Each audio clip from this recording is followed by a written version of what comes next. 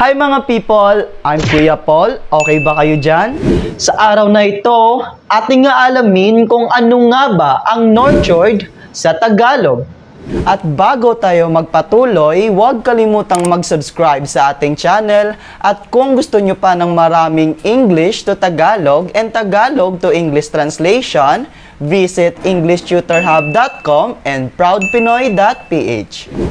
Ang salitang nurtured sa Tagalog ay inalagaan. Ang salitang inalagaan, ito ay proseso ng pangangalaga at paghikayat sa paglaki o pag-unlad ng isang tao o isang bagay. Dagdag pa rito, ang inalagaan ay ang pag-aaruga o pagbibigay ng pangunahing kailangan at pagkupkop, pag-iintindi, pag-iingat, pagkalinga sa isang tao o bagay.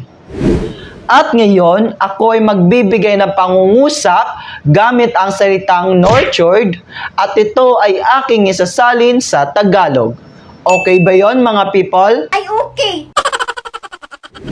She nurtured her child with the good traits and the word of God. In Tagalog, inalagaan niya ang kanyang anak ng may mabuting katangian at salita ng Diyos.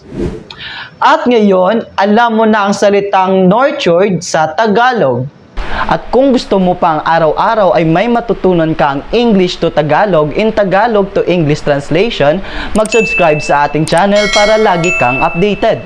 At sa muli, ako si Kuya Paul na araw-araw magbibigay sa inyo ng mga bagong kaalaman at nagsasabing lamang ang may alam.